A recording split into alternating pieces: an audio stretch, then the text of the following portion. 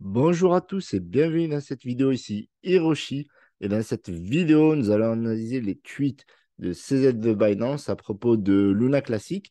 Mais avant, on va faire une petite revue de tweets sur Twitter tout simplement. Donc, je vous invite à mettre un petit pouce bleu, à commenter cette vidéo, à vous abonner. Dites ce que vous pensez des commentaires de CZ. Est-ce que c'est du fooding, etc. Il y a un petit sondage qui est en cours.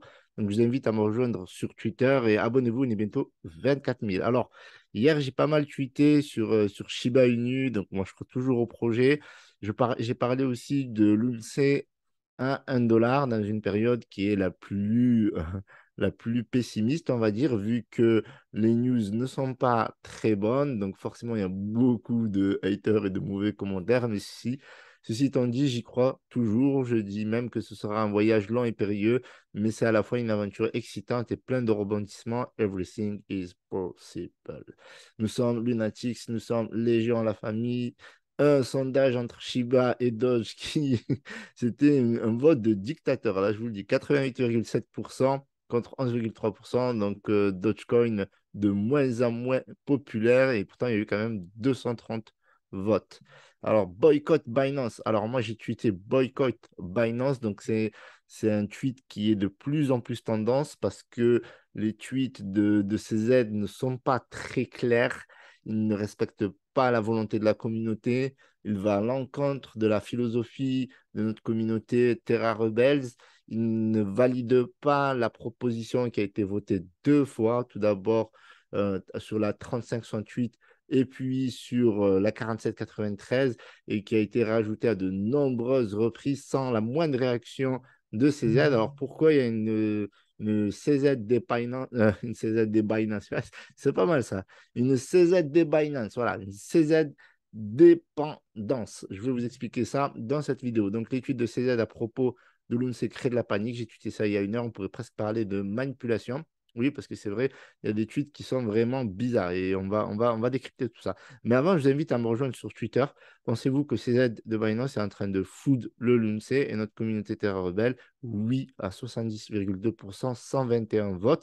Il reste encore 23 heures pour se prononcer ou pas du tout. En tout cas, moi, je vous attends. Donc, ce que je disais aussi il y a 2 heures, aujourd'hui, Binance domine l'univers de la crypto-monnaie. Mais je me souviens qu'à une époque, à une époque, il y avait MTGOX, il y avait aussi Kraken. Moi, je me rappelle, j'avais créé un compte sur Kraken. J'avais aussi créé un compte sur Coinbase. Donc, je suis sur Binance, sur Bybit, d'autres exchanges. Et je suis plus pour la décentralisation. J'utilise plus MetaMask, TerraStation, etc.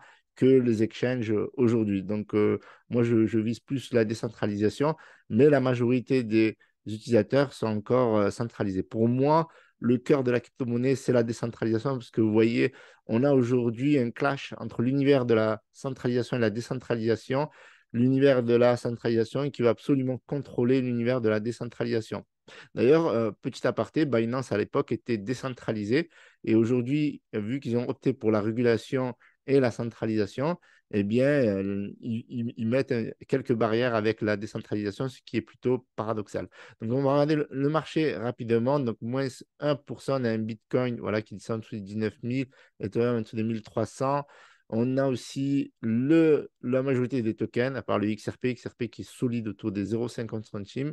Normalement, ça devrait exploser, mais bon, vu la conjoncture économique et le marché de la crypto-monnaie, eh ben, vous voyez, j'ai une hier qui était à plus de 5, je sais pas combien de pourcents, 6%. Et vous avez dit, il se peut que demain, ça baisse, et ben ouais, moins 7%. C'est vraiment un marché assez bizarre.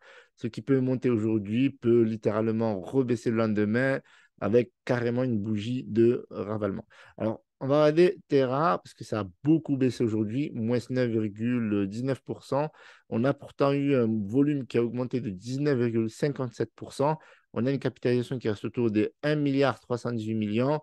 On a l'offre en circulation qui baisse, l'offre de la supply qui baisse. Donc, d'un point de vue technique, tout fonctionne. On est, vous voyez, dans la dépendance quasiment de Binance. Voilà, quand je vous disais la CZ dépendance, on est toujours autour des 50-55% de tokens qui se tradent sur Binance. Et c'est pour ça que eh bien, on fait focus pour le moment, on attend parce que CZ a pas mal chuté. On va décrypter ces tweets pour voir ben, ce qui se passe et est-ce qu'ils vont accepter la tax burn. Ça va être encore le défi. Donc, au niveau de la charte, vous voyez que c'est vraiment baissier. On descend même au-dessus de la moyenne mobile de 200. Donc, ça annonce vraiment une grosse baisse. Maintenant, je ne suis pas trader. Donc, pour lui, technique, on a tous les supports en sauté. On avait un support qui était très intéressant ici même, il me semble, c'était voilà, c'était autour des 0,28, on était pas mal. Et on a eu cette grosse bougie baissière. Ça, c'était le premier tweet. Enfin, c'était pas le premier tweet, mais c'était plutôt le Twitter Space d'hier qui a annoncé que ces aides eh bien, n'étaient pas forcément pour la taxe burn par rapport aux margines, que s'il y avait 50 trades, eh bien, le client risquait de perdre tous ses trades et que les baleines n'accepteraient pas les trades. Il a dit qu'il supportait le burn mais que la taxe burn, il était assez réticent.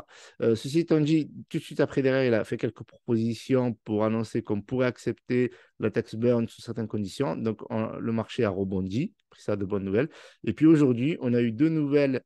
Deux nouvelles. Alors, c'est plutôt ici, là, cette grosse bougie là, de 4 heures, là, parce qu'on était plutôt stable autour des 3,022. Mais bon, là, c'était vraiment quand même la, il a tué le plus gros support où on était au-dessus des 3,028. Mais bon, il a quand même tué un autre support, enfin quasiment presque un support autour des 3,022.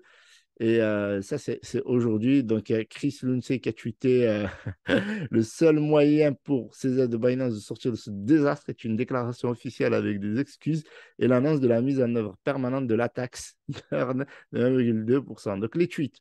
Aujourd'hui, donc on a eu ce fameux tweet où il parle de décentralisation, centralisation. Franchement, c'est assez, c'est assez compliqué de comprendre ce qu'il veut dire, parce qu'à un moment donné, il dit, si vous n'imposez pas une taxe de 1,2% à tous vos utilisateurs, vous êtes centralisé et gourmand. Moi, je crois le contraire. Forcer un impôt et centralisé. Donc, un impôt élevé et gourmand, nous protégeons nos utilisateurs. Nous laissons les utilisateurs choisir. Nous sommes fermes sur ce principe. Oui, mais les utilisateurs, c'est qui les utilisateurs? Les utilisateurs, c'est les utilisateurs de la communauté Luna qui ont voté pour la taxe Burn. Bon, après, lui, comment dire? Il différencie les utilisateurs décentralisés et les utilisateurs centralisés, en fait. En gros, ceux qui ont voté pour la gouvernance, qui ont voté. Désolé, petit bug.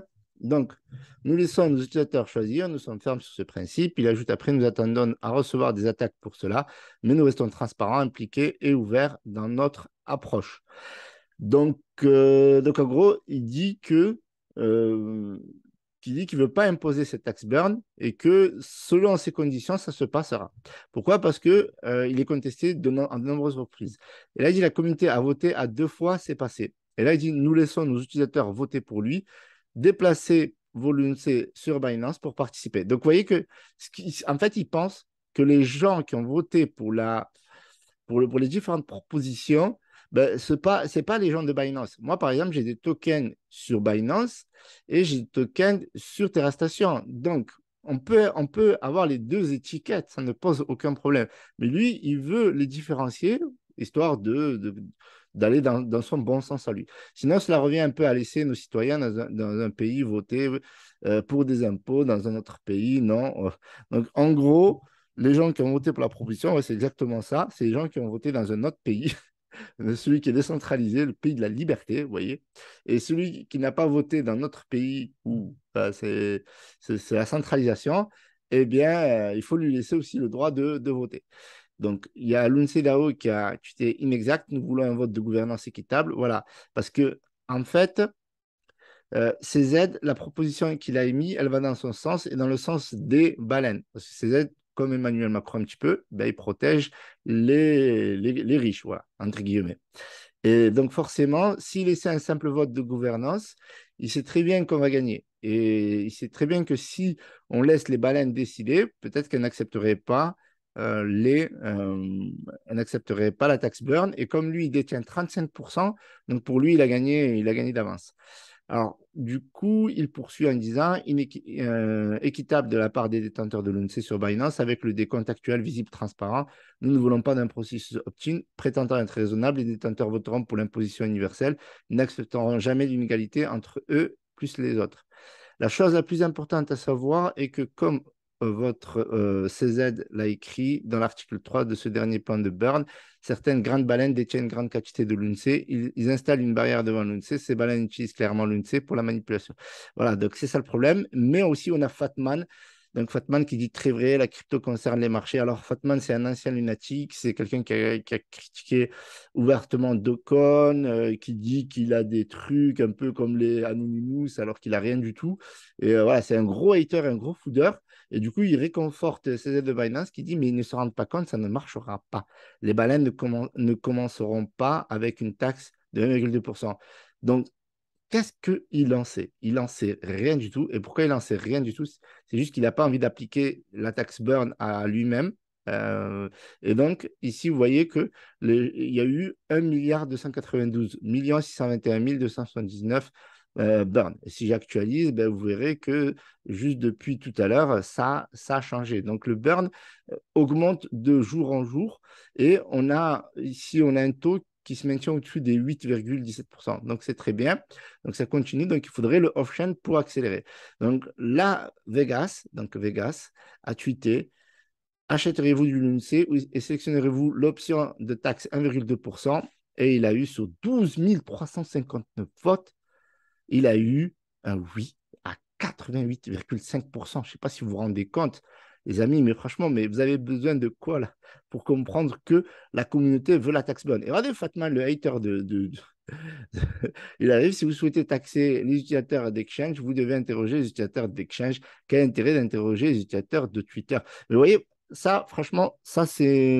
Alors, je ne suis pas politicien, mais vous savez, à chaque fois qu'il y a des campagnes électorales, il y a des fameux sondages Ipsos, des sondages voilà, d'organismes, etc. Et on vous dit que 1000 voix de différentes catégories suffisent. Là, vous n'avez pas 1000, vous n'en avez pas 2000, vous n'en avez pas 10 000, vous en avez 12 359 voix. Et encore, ce n'est pas terminé. Qu'est-ce que vous voulez de plus? Donc là, ce n'est pas un vote des validateurs, c'est les votes des gens qui sont sur Twitter et qui achètent du LUNC. 57% des gens achètent sur Binance. Donc, si vous considérez que 57% des gens, ils sont ici également, le vote, il passe largement. Sauf que, à mon avis, avec la stratégie de CZ de Binance, eh bien, lui, il a bien travaillé le truc pour que les baleines fassent barrière et que la taxe burn ne passe pas. Et comment il peut être sûr que la taxe burn ne passe pas alors qu'elle n'a pas été appliquée sur l'exchange? Pourquoi il ne pouvait simplement pas faire un test et voir si ça fonctionne ou pas? Donc, pourquoi fooder? Donc là, on est dans du grand food. Et d'ailleurs, n'hésitez pas à voter ici pour savoir si ben, il food ou pas, ou c'est juste des remarques. Regardez ce que disent les gens. Il est en train de laisser les usagers vendre leurs pièces afin que le marché corrige et qu'ils rachètent plus de l'UNC. La vraie question qu'on doit se poser, c'est surtout: où CZ Binance a-t-il le plus d'intérêt? Je me demande s'il ne veut pas foutre pour enterrer le projet. Il a 50% de split. Donc, n'hésitez pas à mettre votre avis dans les commentaires YouTube et Twitter. Donc, je ne comprends pas son attitude. Sincèrement, je ne comprends pas. Il est en train de se mettre une communauté à dos. Il faut savoir que ben, les holders de l'UNC, c'est plus de 5 millions de wallets. Donc, si vous avez 55% parmi ces holders qui sont sur Binance, ben moi, je peux vous dire qu'il va perdre énormément de personnes qui achètent sur Binance, quoi. Il va perdre énormément de clients. Donc, si son but, ce n'est pas de perdre des clients, eh bien, il risque d'en perdre encore beaucoup plus qu'il ne l'imagine. Donc, je vous remercie d'avoir visionné cette vidéo. En tout cas, au niveau du burn, on est pas mal. Certes, ce n'est pas la même chose avec le burn off-chain. On est quand même à plus d'1,294 milliard. Donc, le burn continue. Donc, ça risque de prendre un peu de temps. Mais les Terra Rebels sont en train de travailler sur un algorithme pour favoriser un maximum de burn. Donc, faut être patient. Il y aura d'autres stratégies qui vont venir à l'avenir. Donc, je vous remercie d'avoir visionné cette vidéo. Pouce bleu, abonnez-vous. C'était Hiroshi.